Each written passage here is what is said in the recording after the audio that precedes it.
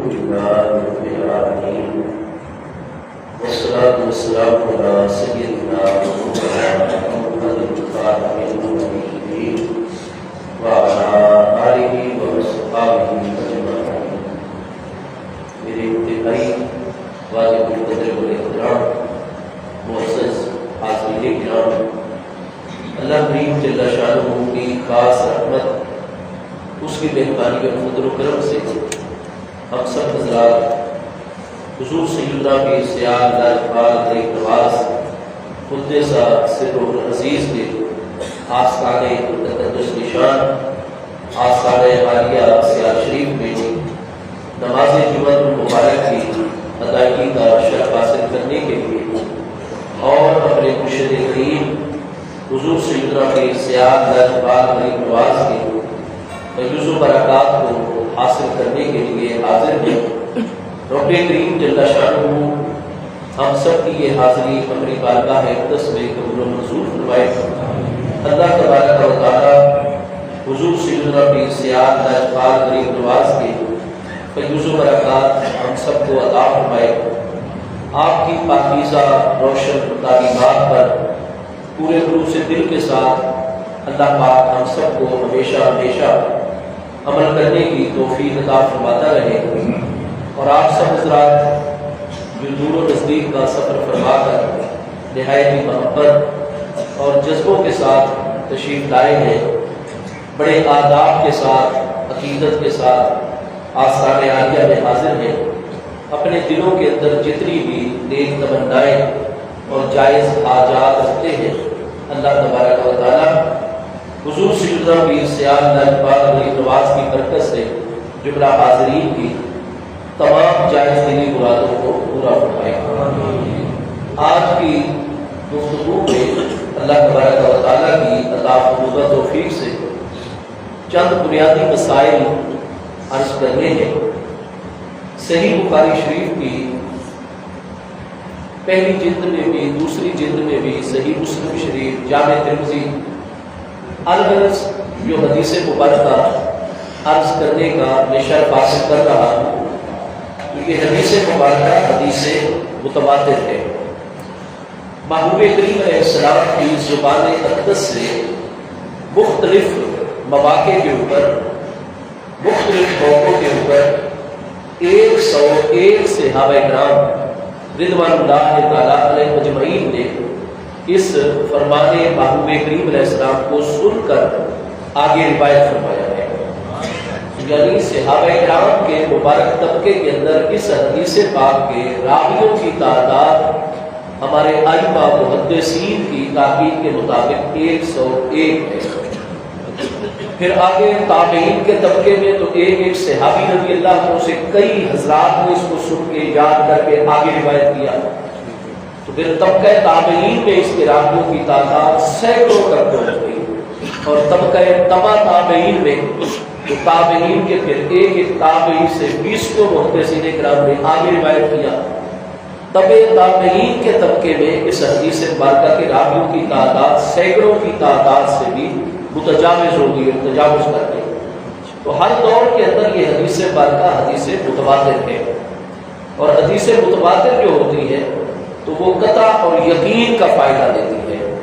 تو جیسے قرآن پاک کی آیات بینات متواتر ہے اور ان پر ایمان رکھنا فرض ہے، اسی طریقے سے حدیث متواتر کیونکہ وہ یقین کا فائدہ دیتی ہے، قطع کا فائدہ دیتی ہے، اس لیے اس پر ایمان رکھنا بھی فرض ہوا کرتا ہے. اور ان 101 پیارے صحابہ کرام راویوں میں یہ واحد وہ روایت ہے جس میں اشرا مبشرہ لہم بالجنہ، وہ 10 اکابر ہستیاں پیارے صحابہ کرام علیہ رضوان میں کہ جن کا نام نامی اسم گرامی لے کر محبوب کریم علیہ السلام نے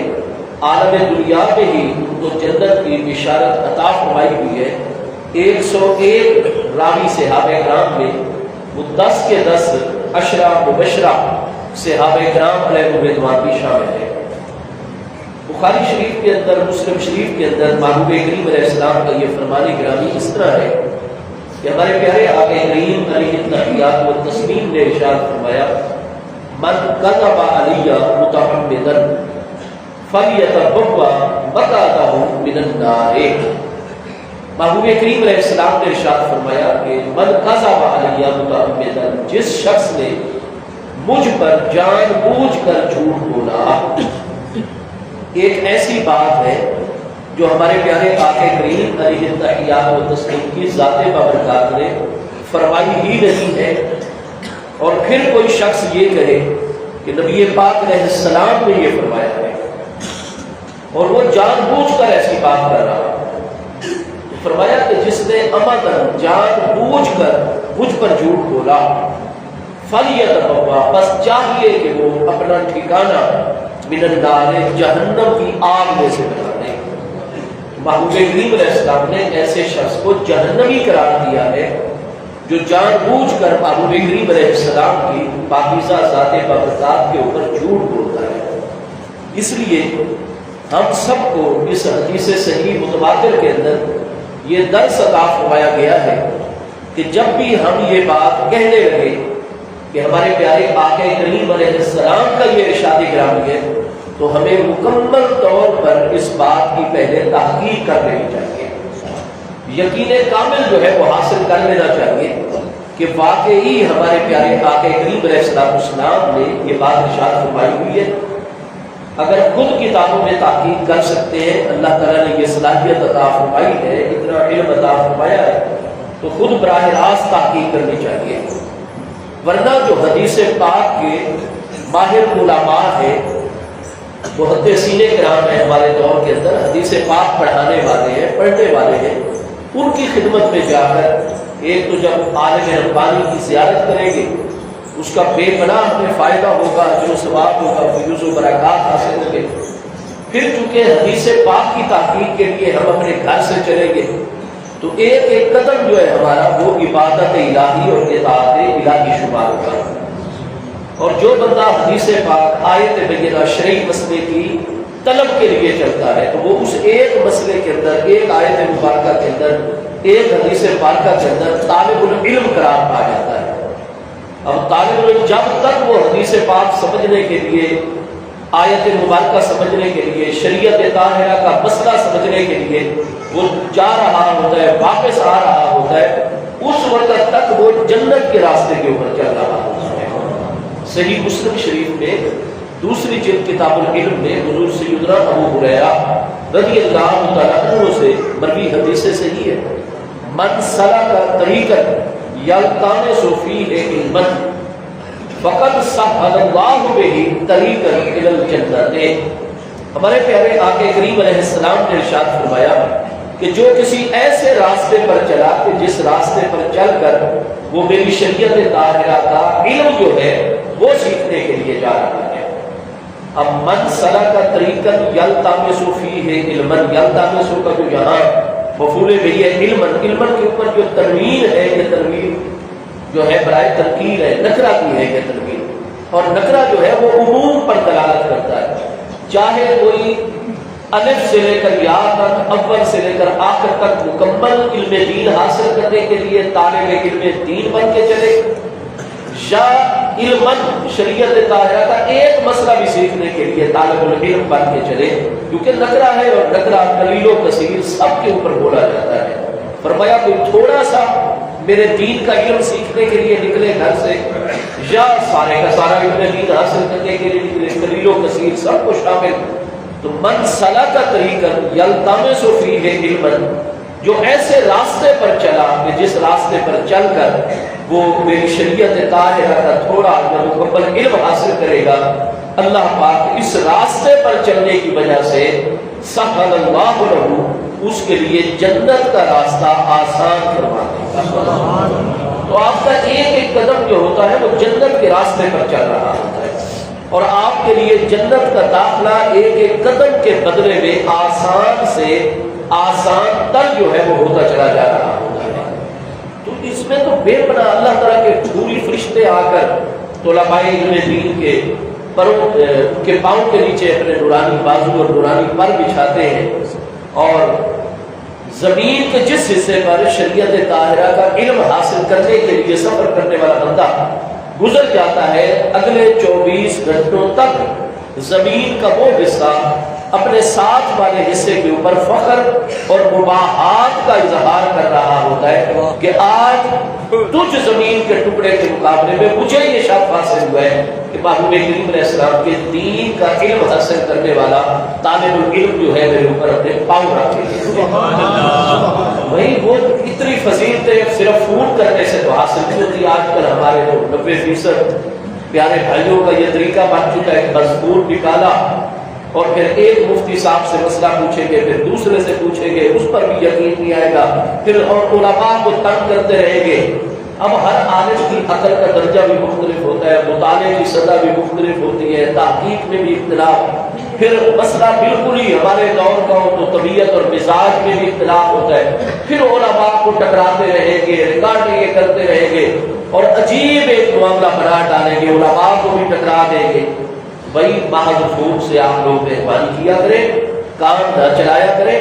بلکہ آپ یہ سارے علم دین کی آپ کی طرف کی نیت ہے. آپ ایک ایک قدم کے بدلے میں جنت کے قریب ہوتے چلے جا رہے ہیں. فرشتے آپ پر رضا و رضوان کا اظہار کر رہے ہیں، اتنی فضیلتیں آپ کو حاصل ہو رہی ہیں. تو الغرض حدیث پاک کے حوالے سے ہم سب کو یہ احتیاط کرنی چاہیے کہ محبوب کریم علیہ السلام کی نورانی ذات بابرکات کی طرف کوئی بھی عمل، کوئی بھی بات منسوخ کرنے سے پہلے ہمیں یہ درس عطا فرمایا گیا کہ ہم مکمل طور پر اس کی تحقیق کر لیں کہ آیا کہ محبوب کریم علیہ السلام نے یہ بات فرمائی بھی ہے یا نہیں فرمائی،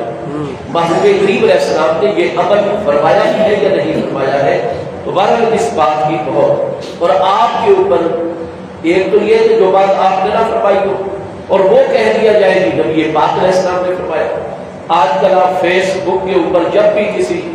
نئے اسلامی مہینے کا چاند کا جناب طلوع ہونا ہوتا ہے تو 2 دن پہلے ہی ایسی پوسٹیں لگنے لگ جاتی ہیں، باقاعدہ لکھا ہوا ہوتا ہے کہ صحیح بخاری شریف جلد 9 صفحہ 225. حالانکہ بخاری شریف میں اس حدیث کا نام و نشان تک نہیں ہوتا. بخاری شریف تو کیا دنیا کی کسی بھی کتاب میں نہیں ہوتا کہ جو مجھے فلاں مہینے کے شروع ہونے کی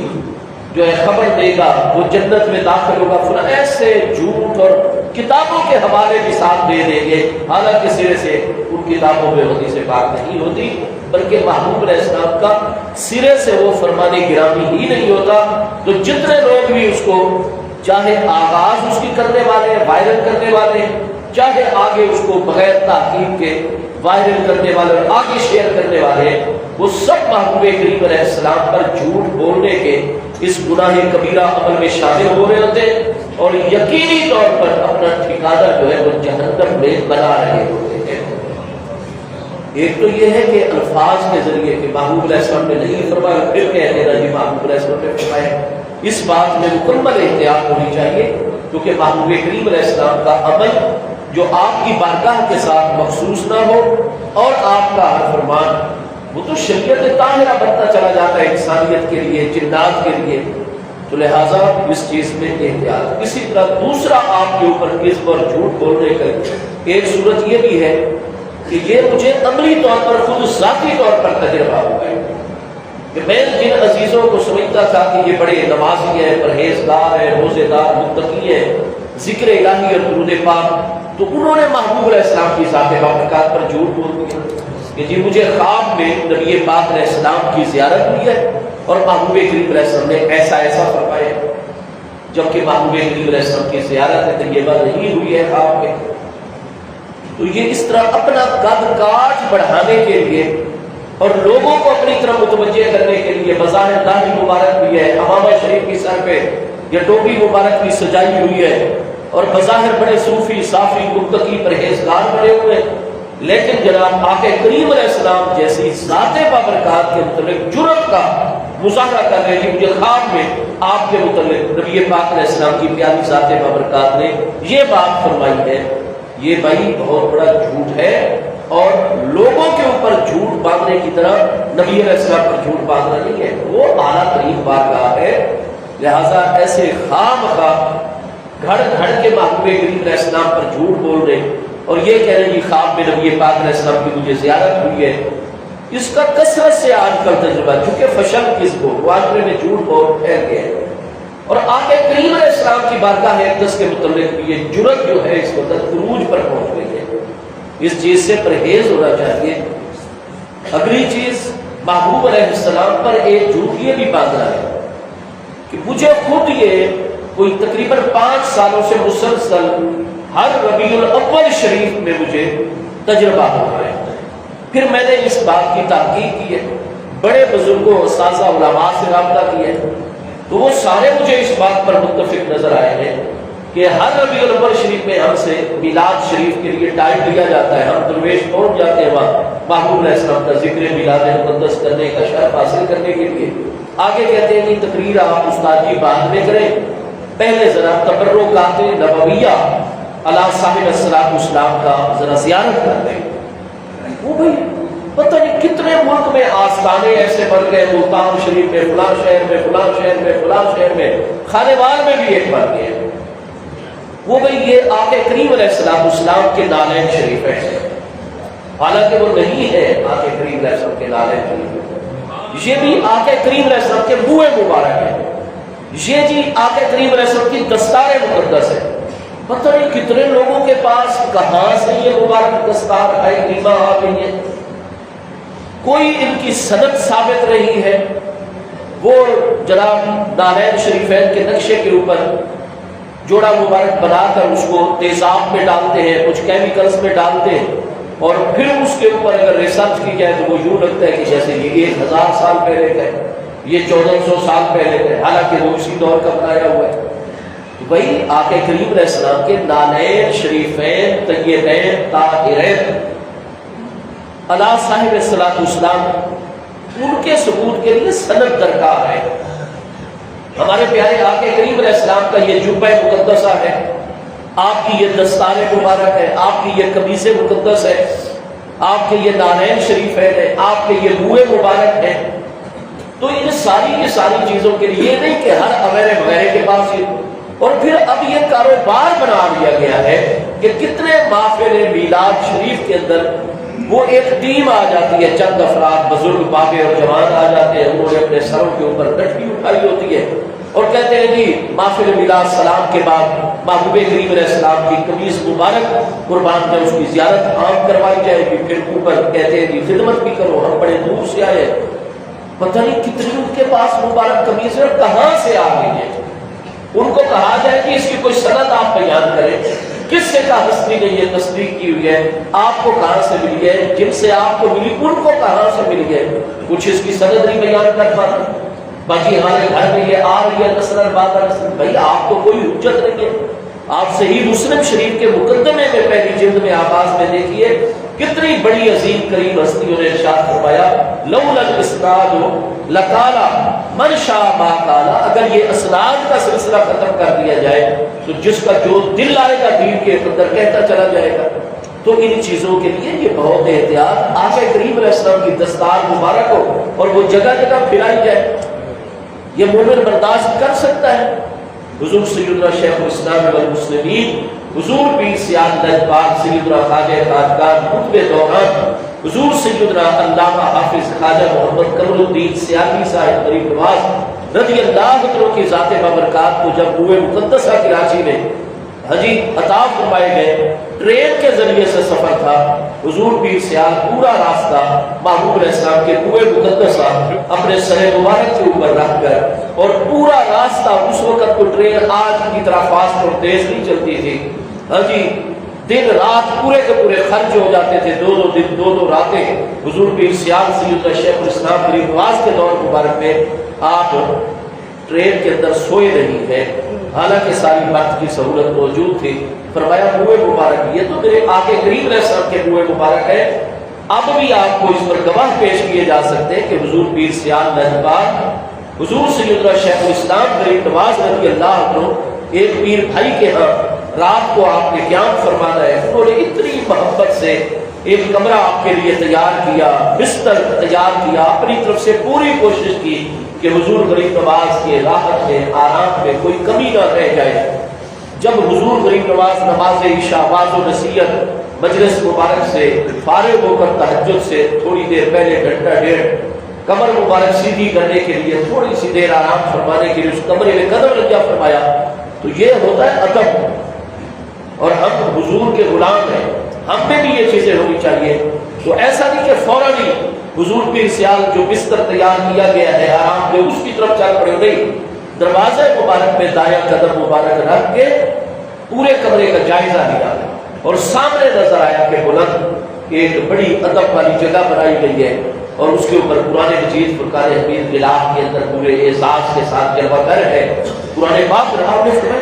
اس میں تو اللہ کا کلام ہے، اس کمرے میں یہاں میرے سونے کا انتظام کیا گیا، نہیں نہیں نہیں نہیں، جہاں اللہ کا قرآن ہو کیا میں وہاں نیند کروں گا اور لیٹ جاؤں گا ایسے پاؤں مبارک پھیلا کر؟ عجیب فرمایا نہیں نہیں، یہ قرآن پاک جو کلام الہی کے ادب کے خلاف ہے کہ جس کمرے کے اندر قرآن پاک اللہ کا کلام ہو تو اس میں نیند کیسے کی جا سکتی؟ یہ آپ کا مقام ہے۔ عجیب اللہ پاک کے کلام کا اتنا ادب، تو وہ پیر بھائی دوڑے جلدی سے کسی چیز پر چڑھ کر تاکہ قرآن پاک کو ادب سے اٹھائے اور جھوٹ کر سروں سے اونچا کر کے دوسرے کمرے میں آپ نے فرمایا نہیں نہیں، کیا میری خاطر محمد قمر الدین کی خاطر اللہ کے کلام کو اس کی جگہ سے ہٹایا جائے گا؟ نہیں، میں دوسرے کمرے میں آپ میرے لیے چارپائی بچھائیں، بالکل سادہ فوری طور پر بستر چارپائی، اس کمرے میں ادب قرآن کی وجہ سے آپ نے نیند نہیں فرمائی بلکہ دوسرے کمرے کے اندر آپ نے قرآن پاک کو اپنی جگہ فرمائے۔ یہ قرآن کی جگہ ہے، ہم اپنی جگہ تبدیل کریں گے قرآن کے لیے، قرآن کو اپنے لیے جگہ تبدیل کروانے کے لیے کہیں گے؟ ہرگز نہیں۔ یہ ادب ہے، یہ احترام ہے، چونکہ آپ صاحب نظر ہیں۔ حالانکہ حضور شیخ الاسلام غریب نواز رضی اللہ عنہ کی تو نیند بھی، یہ مجھے خود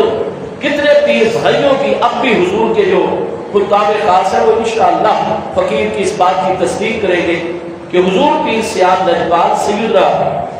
مرشد کریم حضور امیر شریعت غریب نواز سیدنا خواجہ خواجگان حضور سیدی خواجہ حافظ محمد حمید الدین سیالوی صاحب غریب نواز رضی اللہ عنہ، آپ نے ارشاد فرمایا کہ استاد جی یہ مسئلہ کس طریقے سے ہے کہ نیند جو ہے وہ گہری آ جائے اور اس کے بعد جو ہے نیند سے وضو کرنا ہوتا ہے، حضور فلاں فلاں صورت ایسی ہے کہ جس میں کسی چیز پر اگر اعتماد لگا کر وضو نیند کی جائے کہ اگر وہ چیز ہٹا دی جائے تو بندہ نیند کی وجہ سے گر جائے گا، تو حضور ایسی نیند تو ناقض وضو ہوتی ہے، کیونکہ اصل میں جب اس طرح کی نیند ہوتی ہے تو استرخاء مفاصل ہو جاتا ہے، جسم کے اعضاء ڈھیلے ہو جاتے ہیں، وضو ٹوٹنے کا، ری وغیرہ کے خارج ہونے کا احتمال کبھی ہوتا ہے، لہذا ایسی نیند کو شریعت طاہرہ میں ناقض وضو توڑنے والی قرار دیا گیا ہے۔ فرمایا حضور شیخ الاسلام غریب نواز رضی اللہ عنہ نے میرے سامنے نیند فرمائی اور پھر آپ نے وضو نہیں فرمایا۔ پھر فقیر نے عرض کی حضور آپ کی کرم نوازی ہے، حضور تو ہم طلباء کو ان چیزوں کی طرف متوجہ فرمانے کے لیے ایسی باتیں فرما رہے ہیں۔ میں نے پھر عرض کی حضور امام عبدالوہاب شارانی علیہ رحمت نے یہ لکھا ہوا ہے کہ جیسے ہمارے پیارے آقا کریم علیہ السلام کا فرمان گرامی ہے، اے لا یتنامان ولا ینام قلبی وکذالک النبیون، بخاری شریف کی یہ حدیث صحیح ہے، سیدنا انس رضی اللہ عنہ سے مروی کہ محبوب کریم علیہ السلام نے فرمایا جتنے بھی ہم انبیاء کرام علیہ السلام ہیں گہری سے گہری نیند میں ہماری آنکھیں مبارک سوتی ہیں لیکن دل مبارک ہمیشہ ہمارا بیدار رہتا ہے۔ تو اس لیے انبیاء کرام علیہ السلام کی نیند ناقض وضو نہیں ہوتی کیونکہ دل مبارک جاگ رہا ہے، غفلت طاری ہی نہیں ہوتی ہے۔ اور اسی طرح امام عبدالوہاب شارانی علیہ رحمت آپ ارشاد فرماتے ہیں کہ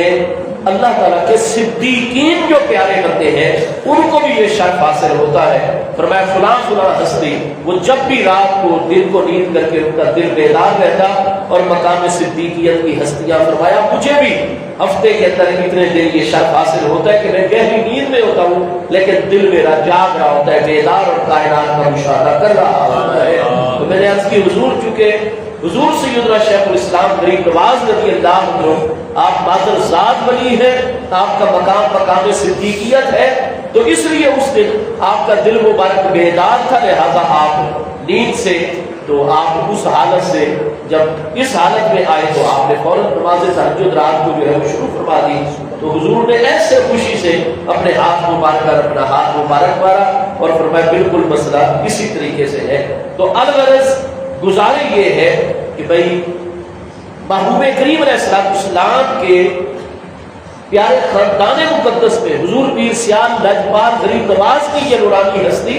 آپ کا تو مقام صدیقیت ہے، آپ پر تو ایسے احوال بھی بعض اوقات آیا کرتے تھے ہفتے کے اندر کئی راتیں کئی دن کہ آپ نیند میں بھی ہو لیکن آپ کا دل مبارک مقام صدیقیت کے انوار کی وجہ سے جاگتا رہتا تھا، بیدار رہتا تھا۔ لیکن اللہ کریم کی بارگاہ میں چونکہ ان کو مقام شہود اور مقام مشاہدہ حاصل ہے، اور قرآن مجید فرقان حمید یہی بات ارشاد فرماتا ہے کہ انما یخشی اللہ من عبادہ العلماء، کہ اللہ کے جو حقیقی ربانی علماء بندے ہیں وہی حقیقت میں اللہ تعالیٰ سے ڈرنے والے ہیں۔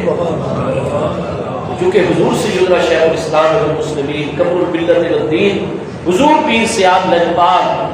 غریب نواز رضی اللہ عنہ چونکہ عالم ربانی ہے، العالم الربانی ہے، اور قرآن برحق فرما رہے انما یخشی اللہ من عبادہ العلماء،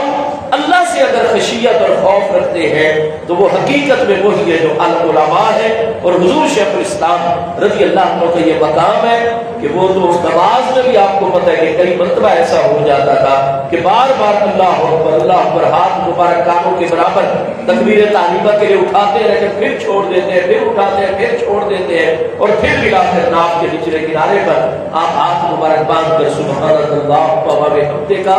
یعنی اس وقت تک آپ نماز آغاز نہیں فرماتے تھے جب تک رب کریم کے حسن مطلق کے انوار و تجلیات اور آپ کے درمیان میں حجابات اور پردے نہیں اٹھ جایا کرتے انتعبد اللہ کانک تراہ فإن لم تکن تراہ فإنہ یراک۔ مقام احسان آپ کا عظیم بلند ہے اور مقام شہود اور مشاہدہ کے اوپر فائز ہے، اور یہ بات اسی چیز کی دلیل ہے کہ آپ کا مقام شہود اور مقام مشاہدہ ہے۔ خلقت کو جہدی گول ہے ہر دم فرید دیکھو، تو رب کریم جل شانہ کی بارگاہ اقدس میں چونکہ مقام شہود اور مقام مشاہدہ پر یہ کریم ہستی فائز ہے، تو پھر جو جتنا اللہ کے قریب ہے نا اس میں اللہ کی محبت، اس کی ناراضگی کا خوف، خشیت اور عشق میں تو بڑی باریک باریک باتوں کو دیکھا جاتا ہے۔ تو حضور سیدنا شیخ الاسلام غریب نواز نے فرمایا میری وجہ سے قرآن کو دوسرے کمرے میں منتقل نہ فرمایا جائے، بلکہ میں محمد قمر الدین قرآن اپنے محل پر رہے گا، میں محمد قمر الدین دوسرے کمرے میں آرام کرے گا۔ بھئی آج کل انہی اولیاء اللہ سے نسبت رکھنے والے جمہور اہل اسلام با ادب جو جمہور جماعت ہے، اہل سنت و جماعت، اہل سنت اہل محبت، اہل سنت اہل ادب،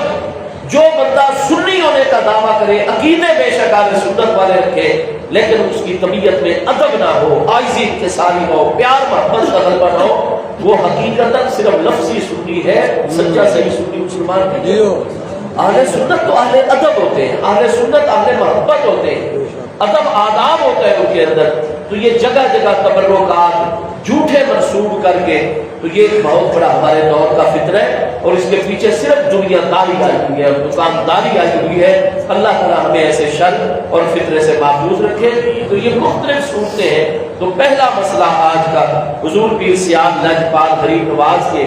زیر قدم ہم حاضر ہو کر یہی سمجھ رہے ہیں کہ ہم میں سے ہر ایک پوری احتیاط کرے گا ان تمام معاملات میں محبوب کریم علیہ السلام کی طرف کسی چیز کو منسوب کرنا ہو، یا کسی بات کو منسوب کرنا ہو، یا کسی عمل کو منسوب کرنا ہو، تو پہلے اس کی مکمل طور پر تحقیق کرنی چاہیے۔ اور دوسرا مسئلہ شریعت طاہرہ کا آج کی گفتگو کا یہ ہے جو میرے ذمہ ہے کہ جناب مسلم شریف میں بھی اور بخاری شریف میں بھی، مثلا صحیح بخاری شریف پہلی جلد کتاب الصلاۃ کے باب الاذان میں صفحہ 116 پر حدیث صحیح موجود ہے کہ ہمارے پیارے آقا کریم علیہ التحیات و تسلیم کی ذات بابرکات نے ہمیں حکم ارشاد فرمایا ہے کہ اذا سمعتم المؤذن فقولوا مثل ما يقول المؤذن، جب تم مؤذن کو آذان کہتے ہوئے سنو، محبوب کریم علیہ السلام نے فرمایا، جیسے ابھی آستانہ عالیہ سیال شریف میں پہلی آذان جو ہے جمعہ المبارک کے لیے دی گئی، تو محبوب کریم علیہ السلام نے فرمایا جب مؤذن کو آذان دیتے ہوئے تم سنو، فقولوا، تو بس کہا کرو تم سب مثلا ما یقول المؤذن، جو الفاظ مؤذن کہتا چلا جا رہا ہے تم نے بھی وہ الفاظ کہنے ہیں اتنی آواز سے کہ تمہارے اپنے کان سن رہے ہو۔ اور جیسے ہی اذان شروع ہو ہمارے فقہائے کرام رضوان اللہ تعالیٰ علیہ اجمعین کہ جن کے درجات اللہ پاک ہمیشہ اپنی بارگاہ میں بلند رکھے کہ انہوں نے اپنی زندگیاں خرچ کر ڈالی ہم تک دین کو پوری تحقیق کر کے پہنچانے میں، تو ہمارے فقہائے احناف کی یہ تحقیق ہے کہ ایک مسلمان مرد اور عورت اگر وہ چل رہے ہوں اور آزان شروع ہو جائے تو وہی اسی قدم کے اوپر رک جایا کرے، آزان کے ادب میں قبلہ رو ہو کر رک جائے، ساری توجہ آزان کی طرف کر دے، اور آزان کا جواب دینا واجب ہوتا ہے کیونکہ یہاں قولو مثل ما یقول المؤذن، قولو جمع مذکر حاضر بحث میں امر حاضر مانا، جب تک کوئی قرینہ صارفہ نہ ہو الامر بالوجوب، تو آزان کا جواب دینا شریعت طاہرہ میں واجب ہوتا ہے۔ بندہ چل رہا ہو تو رک جائے، کھڑے ہو کر پورے ادب کے ساتھ آزان کی طرف توجہ رکھے، آزان سنے اس کا جواب دے، باقی الفاظ وہی دہرانے، جب حی علی الصلاۃ کہہ رہے ہیں تو پھر لا حول ولا قوۃ الا باللہ العلی العظیم۔ اس کا اردو میں ترجمہ یہ ہے کہ اچھائی کرنے کی طاقت ہے یا برائی سے بچنے کی قوت ہے تو وہ صرف اور صرف اللہ علی العظیم کی جانب سے ہوتی ہے۔ بھائی حی علی الصلاۃ کے جواب میں بھی لا حول ولا قوۃ الا باللہ، حی علی الفلاح کے جواب میں بھی لا حول ولا قوۃ الا باللہ العلی العظیم۔ پھر اللہ اکبر کے جواب میں بھی اللہ اکبر، لا الہ الا اللہ کے جواب میں لا الہ الا اللہ۔ اس کے بعد محبوب علیہ السلام نے فرمایا ثم صلوا علیہ، پھر مجھ پر درود پڑھا کرو، ثم صلی اللہ علیہ الوسیلہ کا، اور اس کے بعد میرے لیے وسیلہ والی دعا کیا کرو۔ تو درود پڑھنے کا بھی اذان کے بعد محبوب علیہ السلام نے حکم ارشاد فرمایا، اور دعائے وسیلہ اللہم رب ھذہ الدعوۃ التامۃ آخر تک یہ یاد ہونی چاہیے ہمیں، کیونکہ محبوب علیہ السلام نے ہمیں یہ تعلیم فرمائی، اس کے پڑھنے کا حکم دیا۔ جو چل رہا ہو بندہ آزان سنے ہوئے رک جائے گا، اللہ تعالیٰ کاموں میں برکت عطا فرمائے گا۔ آپ اللہ کے جو اللہ اکبر، اللہ سب سے بڑا ہے، اللہ سب سے بڑا ہے، اس محبوب حقیقی، مطلوب حقیقی، مقصود حقیقی اور ہم سب کے علم و نگاہ میں موجود حقیقی کا نام مقدس آ رہا ہے، اس کی تعظیم کے لیے آپ کھڑے ہوئے ہیں تو کھڑے ہو جائیں، اور اگر آپ کھڑے ہو پہلے آزان شروع ہو جائے تو ہمارے فقہائے کرام کی تاکید یہ ہے کہ آپ اسی جگہ ادب سے بیٹھ جائیں، پوری توجہ جو ہے وہ آپ کی آزان کی طرف ہو، آپ آزان سنیں، اس کا جواب دیں، آخر پر درود پاک پڑھ کے دعائے وسیلہ کریں، ٹھیک ہے جی۔ اور اگر آپ قرآن پاک کی تلاوت کر رہے ہیں، قرآن پاک کھلا ہوا آپ کے سامنے موجود ہے، یہ آج کل ہمارے اکثر جو پیارے بچوں نے اور پیاری بیٹیوں نے طریقہ اختیار کر لیا ہے، بس موبائل سے ہی، اور مسئلہ پوچھو استاد کی بے وضو موبائل کو، بھائی موبائل چونکہ اس میں قرآن پاک بہت سارے اجزاء میں سے جز ہے جو اس کے اندر فیڈ کر دیا گیا ہے، اس کی ایپ لگا دی گئی ہے، تو احکام تو اکثر کے اوپر کھل کے لگتے ہیں، بالکثر بالکل، اس لیے موبائل پر تو موبائل کا ہی حکم لگے گا، تو موبائل کو چھونے کے لیے تو وضو فرض نہیں ہوتا ہے، لیکن جب آپ ایپ کھول دیں گے قرآن مجید فرقان حمید کے حروف آپ کی سکرین پر آ جائیں گے، تو پھر قرآن پاک کے حروف کے اوپر انگلی جب تک وضو نہیں ہوگا آپ انگلی رکھ کر آگے پیچھے نہیں کریں گے، کیونکہ اب قرآن پاک کی سکرین پر الفاظ ابھر کر آ گئے، لا یمسہ الا المطہرون، قرآن پاک میں حکم ہے کہ قرآن کو آپ نہیں چھو سکتے جب تک آپ مطہر نہ ہو، باوضو نہ ہو، پاک نہ ہو، اس کے لیے پھر وضو لازم ہوگا۔ اور اگر وہاں فوراً وضو نہیں اور آیت مبارکہ بھی دیکھنی اس وقت انتہائی ضروری ہے، تو پھر ایسا ہوگا کہ آپ اپنا کوئی رومال کوئی کپڑا پوری پر لپیٹیں، یا کوئی دوسری چیز ایسی جس سے آپ اس کو ٹچ کر کے آگے پیچھے ہلائیں، کوئی لکڑی لے لیں، کوئی پاکیزہ قلم، کوئی ایسی چیز لے کر اس سے آگے پیچھے کریں گے۔ لیکن میں یہ سمجھتا ہوں کہ جو ثواب قرآن پاک کے مصحف مقدس اور اصل قرآن پاک سے پڑھنے کا ہے، آپ وضو کریں گے، پھر قرآن کو اٹھائیں گے، قرآن کی زیارت کا الگ ثواب، اس کو آپ چومیں گے، کیونکہ قرآن پاک تو ارشاد فرماتا ہے کہ بھائی من یعظم شعائر اللہ فإنها من تقوی القلوب، وہ شاعر الہی ہے، کلام الہی ہے، آیات الہی پر مشتمل ہے، لہذا آپ اس کی زیارت کریں گے، قرآن کو ادب سے اٹھائیں گے، اس کو آپ چومیں گے، اس کو سر پہ رکھیں گے، سینے سے لگائیں گے، یہ جتنے ادب آپ پھر قرآن سے دیکھ کر پڑھنے کا ثواب تو زبانی پڑھنے سے زیادہ ہوا کرتا ہے۔ اور موبائل فون میں باقی بھی بہت ساری چیزیں اور ایپس ہوتے ہیں، لہذا سب سے زیادہ اجر و ثواب ہے ہم مسلمانوں کو کسی بھی صورت لکھے ہوئے جو کتاب کی صورت میں، مصحف مقدس کی صورت میں، اس کے لیے آپ اپنا معمول بنائیں، فجر کو زیادہ ثواب ہے، باقی اوقات میں بھی اس سے کوشش کریں کہ زیادہ زیادہ، ہاں کہیں سفر وغیرہ میں ہے تو پھر ٹھیک ہے، ایسے معاملے میں آپ فون سے بھی مدد لے لیں۔ تو اذان میں اپنے پیر بھائیوں کو یہاں آستانہ عالیہ میں جمعے کے جمعے دیکھتا ہوں، گزر ہو رہا ہوتا ہے، اذان ہوتی ہے تو ہمارے پیر بھائی آپس میں گپوں میں مصروف ہوتے ہیں، اور کئی پیر بھائیوں کی تو پھر عادت ہوتی ہے کہ وہ بڑا اونچا اونچا بات کرتے ہیں۔ ایک تو یہ ہے کہ ہم اپنے مرشد کریم کے آستانہ عالیہ پر ہیں، یہ انوار و تجلیات کا مرکز ہے، یہاں جتنا ہم ادب لے کر آئیں گے، اللہ پاک اس بات پر شاہد ہے، ہم طلباء جو ہیں تو گھر سے چلتے تو یہ نیت نہیں ہوتی کہ ہم نے وہاں واعظ و بیان کرنا ہے اور ممبر شریف پر، اور لوگ نہیں، جو یہاں جتنا خالی جھولی لے کر آئے گا اور اپنی نفی کر کے آئے گا، حضور پیر سیال کی اللہ کی رحمت سے عطاؤں سے اتنی جھولیاں بھر کر دیں گے۔ ہم لینے کے لیے آتے ہیں، فیض و برکت رہے۔ اگر ہم یہ کہیں کہ ہم بڑے صاحب مطالعہ ہیں، فلاں مسئلے میں ہماری بڑی تحقیق ہے، ہم نے وہاں تقریر کرنی ہے، تو بھائی سارا کچھ جو ہے وہ چلا جائے گا۔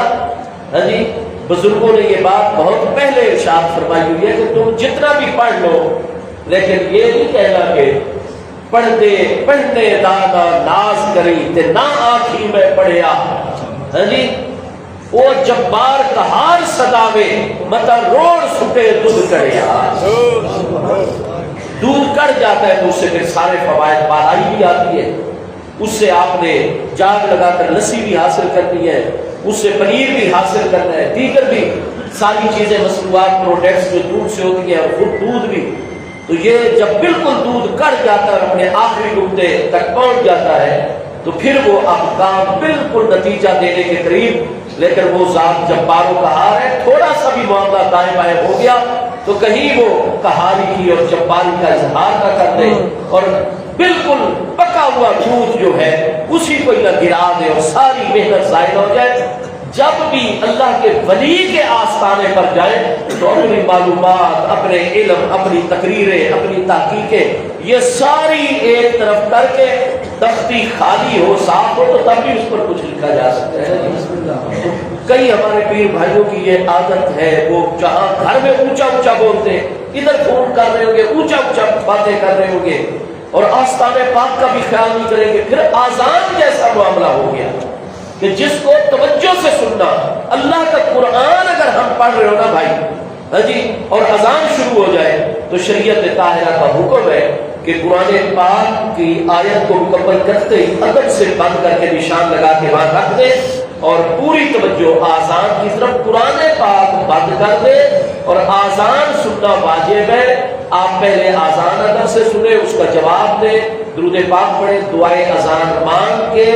پھر آپ قرآن پاک کی تلاوت مکمل کریں۔ سنتیں ہیں، پہلے تو سنتیں پڑھیں، اگلی نماز پڑھیں، نماز جماعت میں شامل ہو جائے۔ اذان کے لیے جب قرآن کو پڑھنے کے بند کرنے کا حکم ہے تو اذان کے دوران ہمارا شور شراب اور باتوں میں لگے رہنا یہ کس طریقے سے جائز ہو سکتا ہے؟ اس لیے بھائی کیونکہ ہم جتنے بھی مرید ہیں نا حضور پیر سیال لاجپال کے اور آپ کے دامن کرم سے وابستہ ہیں، تو ہم جہاں بھی ہو لوگ تو ہمیں حضور پیر سیال کے نسبت سے پہچانتے ہیں، کہتے ہیں یہ چشتی سیال بھی ہے۔ ہاں جی، تو اگر ہم احتیاط نہیں کریں گے، لوگوں کو دکھانے کے لیے نہیں ہونا چاہیے، سب کچھ اللہ کی رضا کے لیے، لیکن اگر ہم احتیاط نہیں کریں گے نا تو ہمارے مرشد خانے کی بدنامی ہوگی۔ لوگ کہیں گے یہ ہر جمعہ ادھر پڑھتے ہیں، ان کی تو کوئی تربیت ہی نہیں ہے، کوئی تعلیم ہی نہیں ہے، ان کو ان کے پیر و مرشد کیا تعلیم دیتے ہیں، اس ماحول سے یہ کیا سیکھ کر آتے ہیں۔ تو بھائی آستانہ عالیہ کرو یا جہاں آداب کا بھی خیال اور اس کے ساتھ آزان، تو یہ آپس میں باتیں نہیں کرنی، گناہگار ہوں گے ہم، جواب دینا مرد و عورت کے اوپر یہ لازم ہوتا ہے، واجب ہوتا ہے، شریعت قائم ہے۔ اور تیسرا مسئلہ وہ حضور پیر سیال لجپال غریب نواز آپ کا حکم مبارک کہ آپ پورے ادب کے ساتھ مزار انور پر حاضری دیں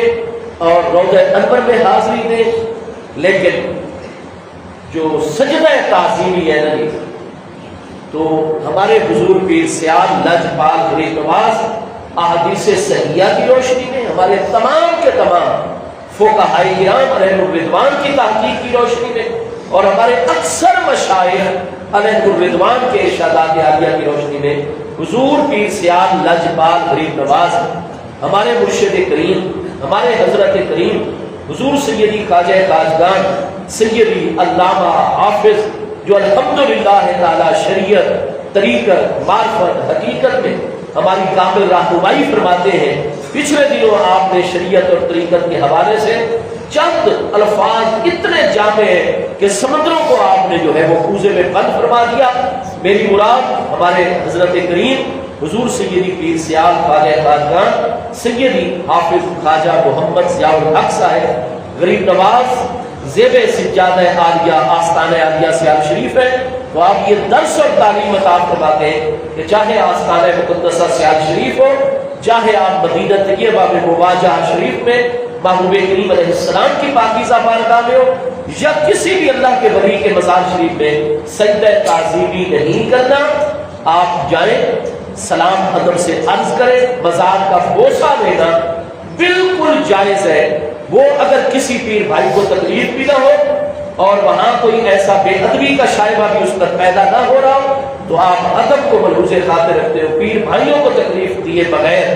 آپ بوسہ لے سکتے ہیں، لیکن آپ جو ہے سجدہ بالکل نہیں کریں گے۔ سجدہ عبادت صرف اللہ کے لیے، سجدہ عبادت تو کوئی کرے گا اللہ کے علاوہ کسی جگہ مشرک ہو جائے گا، سب کچھ برباد ہو جائے گا۔ اور سجدہ تعظیمی بھی حضور پیر سیال آپ اس کو ناجائز فرماتے ہیں، اس لیے بھائی مکمل